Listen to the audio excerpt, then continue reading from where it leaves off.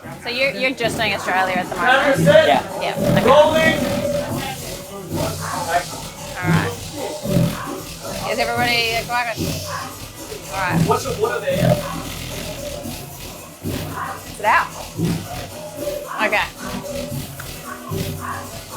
Hi, I'm Justine Malone here at TMC Media. Today sitting with Costa Titch just after his Melbourne concert on his Australian tour.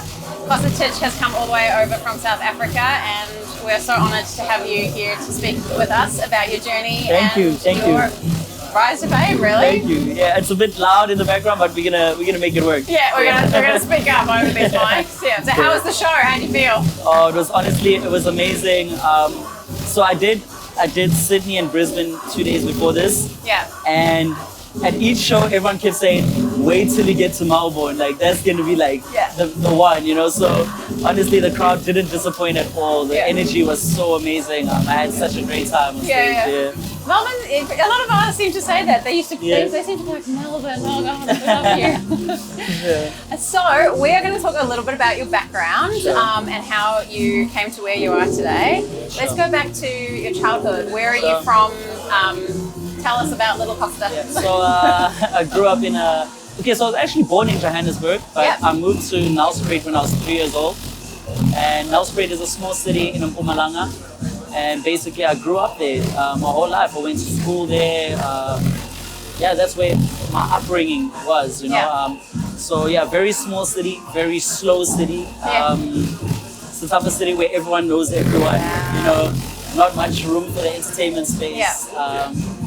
Basically the moment I finished school, I had to move to the bigger city to pursue the entertainment industry, you know, pursue my dreams. And at first the dream was dancing, you know, and I had to move to the bigger city in order to try and make that happen. Yeah. Were you interested in music as a child at all? Well, obviously, yeah. I mean, more than anything, my first love was dancing. Yeah. So obviously dancing and music hand in hand, you know. But yeah, I must say I didn't know that I was gonna get to music. I just had this inner vision of what I saw myself becoming. Yeah. And the more and more I progressed within the dancing, the more I started to realize that the music is where it's heading me to, I'm heading towards. And then that's when I started to try and make music. Yeah. Yeah. So it was hip hop dancing. Yeah, hip hop. Mainly? Yeah, mainly hip hop dancing. But I did obviously do quite a bunch of other styles, you know. A little bit of ballet in there. I actually took a few classes. There you go. Oh, you know, Costa Titch, ballet dancer. Sure. So what was your first introduction to singing? Was it just dancing and singing, or did you? I mean, I think the first time was in high school. In high school, I got into studio and I made a song. Never got released. I just played it amongst my friends. Yeah. And then I kind of went back into the dancing, and I was just like, I let go. Did your friends not like the song? No, they said it was cool. They said it was cool. But I mean, I think my passion in my head was just so centered around mastering the art of dance. Yeah. So I was just full steam ahead on with that. And it only came later when I got into the entertainment industry as a professional dancer that I started to look at how can I put it? So there's kind of a point that you reach as a dancer where you kind of feel like, what's next? Yeah. You know, I think I've done everything. I've been on tours, I've done music videos, I've done corporate gigs, I've done so many different types of shows. And then I look at the dancers that have been in the game professionally for 10, 15 years. And I look at where their life is, and then it just kind of, it didn't align where I wanted to take it, you know? And that's when I decided, okay, it's time to take a risk. Yeah. Did you used to look, because you would have been a backup dancer and seeing the artists in front of you, did you used to look at the artists and be like, I want to be there. I want to be there. I wasn't so much wanting to be the artist, but it was more seeing the artist live the lifestyle that I was visioning for myself. You know? So it's the lifestyle that... You know when you're manifesting and you're thinking about where you want to go with your life, you have an image in your head, and sometimes the journey to getting there is not really, how can I say it? It's not oh, 1, 2, 3, 4, and I'll be there. Yeah. You know, you as you go, it starts to unfold, and then you start to piece together. Oh, if I do that, if I do that, you know, and that's basically. You were in the right space. Yeah. You just had to make one step to get there. Yeah. So did you take singing lessons or anything to get going? Nothing. I actually want to do that. I still want to get some vocal training. I really want to start, like, just experimenting more inside the studio and giving more range and versatility to my music and stuff. Yeah. So when you started in music, it was mainly hip hop with the singing. Yeah. What was the journey to where you're at now with your sound? I mean, more than anything, so the main reason for me making music was the idea of dancing to my own music. Yeah. So that's how I got into studio. Okay, so the first idea was I wanted to put my choreography videos that I would put on YouTube. Yeah. I wanted them to get on TV. But the only way to do that would be to own the music that I'm dancing to. So that's when my brother and I, Mikladi, may he so rest in peace. But we basically had the idea of, let's get into the studio and make our own music, and if we dance to that, we can put it on TV. Yeah.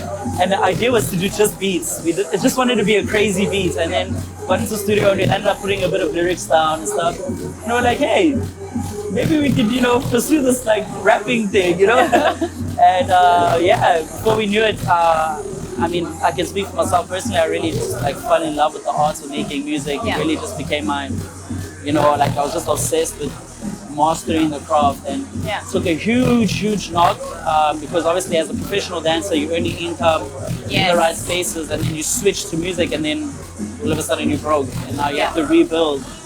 So that was a very tough process and part of my life, but it was like I really appreciate it so much because it gave me such valuable lessons that I still carry to this day. But that's basically how the transition came into the music. Obviously hip hop, was making music that I like dancing to, which is hip hop. And then I also went and I experimented with some folk music, which is more like a house type of genre. We hear that in your sound. Yeah, that's actually from KZN, where you're from, KwaZulu-Natal. Folk music originates from there. So I tried that out, went back to hip hop. So I've been playing around, experimenting, and it was just about, I think, mid last year, I couldn't stop listening to Amapiano. Every time I got in the car, every time I was on tour, I just wanted to listen to Amapiano back to back. There's something really special about that sound. It's not a big sound. Oh well, I'm not sure what it's that good anymore. No, it's a huge. Big sound here. It's huge. Amapiano is huge worldwide. The mere fact that I can headline a show here in Australia just shows you that the sound is really moving. It's getting big. The fact that the people know the lyrics, I'm really introducing it to them. They're singing along with me. So if you just dig a little bit deeper into the genre and you realize that Amapiano really is big. It obviously has a long way to go in terms of becoming like the mainstream market, but it's really getting into the right platforms, the right stages. Basically, so as I was saying, I just kept listening to Amapiano back to back, and that's when I got the urge in me. I said I have to get into studio and try it, and it's just crazy. The first record, basically, it was the third record I made, but I hadn't released any of them. And I landed on Big Flexa. So it's the first Amapiano record I dropped by myself, independently, and it just took off. So when was that turning point where, and I don't know if you're there yet, where you have started making enough money for your music? You said that you were a dancer and you had this income. Have you flipped that yet? Have you kind of come up to what you were as a dancer? When I was dancing, I've definitely surpassed that. Right now, it's a tricky time, obviously, because I'm still an independent artist. So 100% self-invested. Everything we make, we reinvest into the business. We put it back into music videos, back into marketing, back into advertising, budget, the works. Sometimes we self-fund some tours that we need to do. That's big. So I definitely would say I'm surpassed where I was as a dancer. I'd already done that before I started traveling internationally. But independence is the way of the game for us. Why is being an independent artist so important to you? I mean, at the end of the day, you make your own choices. You remain the owner of your masters. You own your copyright. You make your own choices. I can wake up tomorrow and drop a song.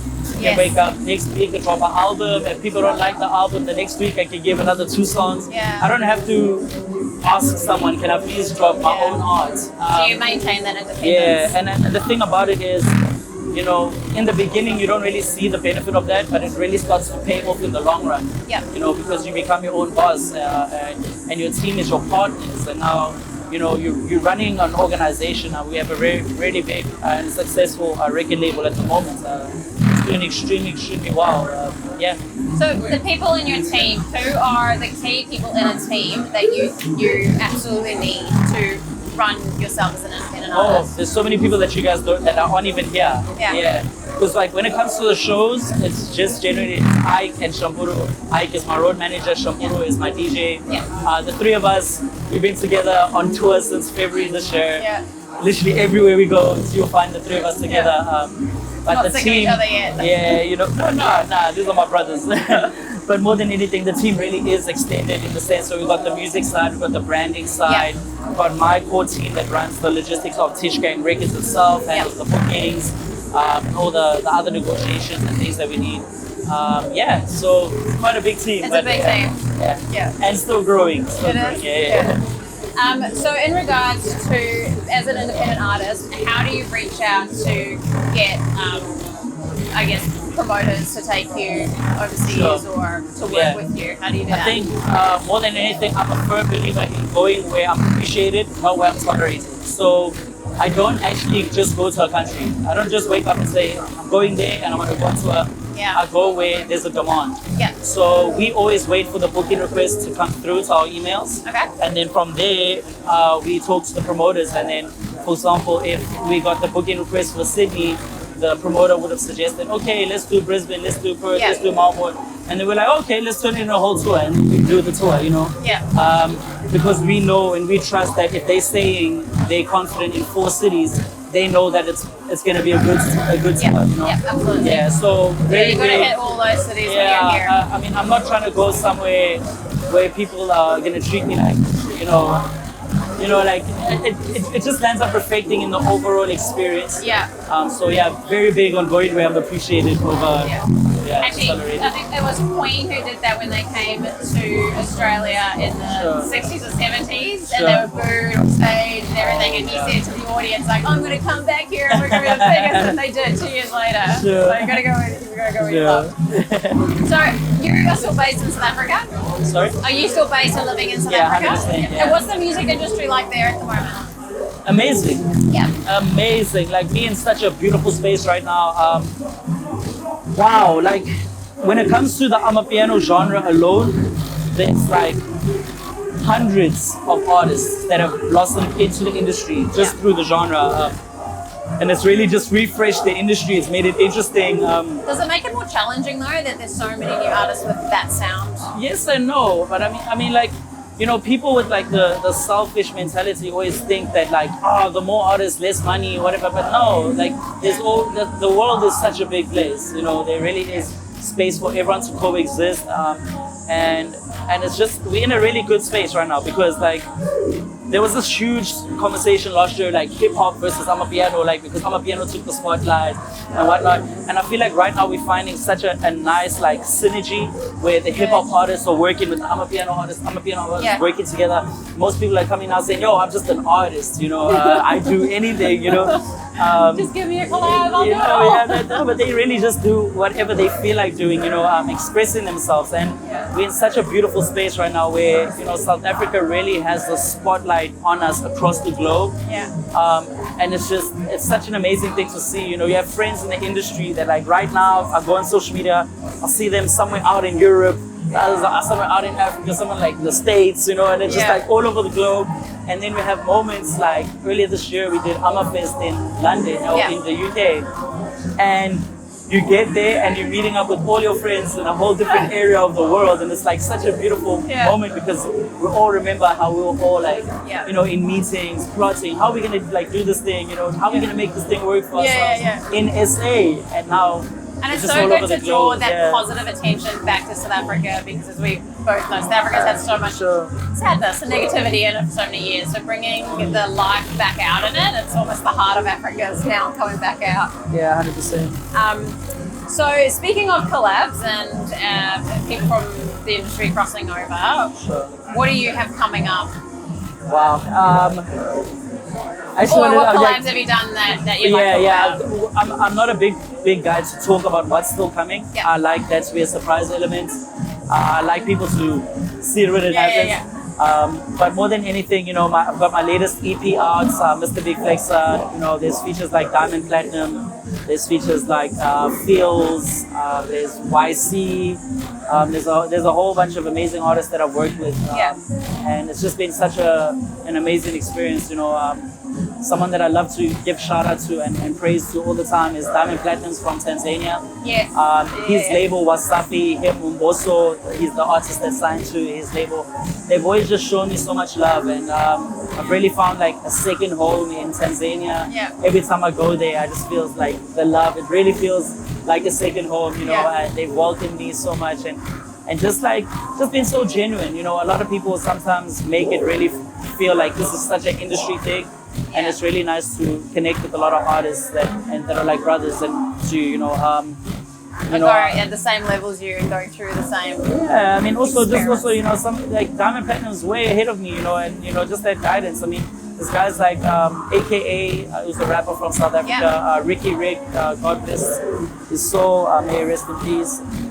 AKA and Ricky Rick are the reason that I actually have a career today. Really? What did they do? They co-signed one of my records and did the remix for my song. It really made me become an established artist in South Africa. You know, that changed my life. You know, ever since then, there's been no turning back. You know, and just the ability to, you know, pick up the phone and call AKA and be like, yo, bro, how you doing? You know, and be able to talk and have someone that relates to what I go through and whatnot. It really it's a special place in my heart, you know, because you can't really talk to a regular person about what you go through in the entertainment industry. They don't really understand it, you know. So to have brothers in the industry really means a lot to me, Being in the industry you're at, does it get lonely because the more you get out there, the bigger you get, not as many people relate to you or what you're going through? I mean, it's really how you view the world. You can put yourself in that corner and feel lonely, but at the same time, you can also, you know, look at it in a way of like you're being blessed with such an amazing experience that a lot of people are striving to get to. So you really just have to be grateful for it and take it with both hands and keep running. Don't get me wrong, sometimes it does get lonely. I mean, back to back in hotels, like you sit there and you're like, these four walls all the time, you know, like it does get a bit redundant sometimes. But more than anything, man, I'm really a performer, I'm really an entertainer. So when I get out there on the stage, I really just let go, like, and I just have fun with the fans, you know. Those are the moments that mean the most to me, you know, just being able to connect with other people and share my energy. So they Well, you did, you lifted the energy, you can lift the energy of an entire room, that's incredible. So, you know, you said that the guys co-signed your record. Do you think in this industry you almost need to be verified by someone to make it? Not 100%. When you get that verification or that co-sign, it boosts your career. 100% does boost your career, opens the doors for you, and it's time to run. But the process that's the most important is the process before that. All right, what's that? You have to get on your feet. You have to build a foundation for yourself. And for upcoming artists, that is getting your own true original fans. You have to build that market, build that fan base, build that relationship, and that's when the bigger artists will see that they're not wasting their time working with you. They're working with something. You're not coming saying, please feature me, and then because after that feature and the people don't like the song anymore, you're back to square one, you have no fans. You have to build your own fan base and build your own market, and after that process, that's when that big feature does nothing but just boost you like 10 times higher or 100 times higher, because they're working with something that is already bubbling, it's already like ready to And it seems that your foundation that you built was really authentic, and it was like true to your heart, so it wasn't as light and fluffy as saying I want to be a hip hop artist and trying to do it. It just it happened. It was a lot of hard work, and it was a timely process. It took years to build a connection and keep growing the fan base, and you know, just learning how to brand myself and market myself on social media, because you know, people sit on their phone the whole day scrolling, just looking at content. They don't realize that that phone has access to the whole world. You know, that phone can change your life tomorrow. You know, get up, shoot a video of yourself performing your song, post it. If it doesn't go viral or doesn't get to the right eyes, do it again. Figure out how to do something more original, and eventually it'll get there. So can you describe your branding? How have you branded yourself? That's a very complex and long chat. Yeah, man, I think more than anything, I just wanted to be a product that stands out on the shelf. Yeah. I always use the analogy of cool drinks in a fridge. Yeah. If you walk there, you see Sprite, you see Coca-Cola, you see Fanta, or whatever you see. Yeah. You need to think of yourself and think of other artists in that fridge and be like, how can I put myself there and stand out? You know, make somebody walk in and be like, what is that? I want to try that. You know is what I your mean? branding authentic to who you are as 100%, well? So 100%. do you kind of go to your wardrobe and be like, you know, I want to wear that. Yeah, 100%. Minus what's in fashion. Yeah, for me, there could be a fashion trend or whatever, but if I'm not feeling comfortable in the clothes, I don't feel confident. Yeah. So I always try for, I can even change my heart 3-4 times until I feel comfortable. Yeah. And then I'm like, okay, I'm ready to go out. Sounds like me in a bad outfit day. Okay, yeah. So anybody in your career that has truly helped you boost, besides the guys that signed your records, so somebody who's really behind the scenes that when you had a really shit day, you lean on and they just boost you up? Yeah, I mean, more than anything, there's obviously my family, there's my friends, my closest friends. There's, my team. You know, I mean, like the guys I was mentioning, Ike and Shamburu. Yeah. Guys have really been like my backbone this entire year. You know, to be traveling for a whole year, you know, you're away in places you don't know anyone. Yeah. You know, and so just have that friendship and that brotherhood and that bond.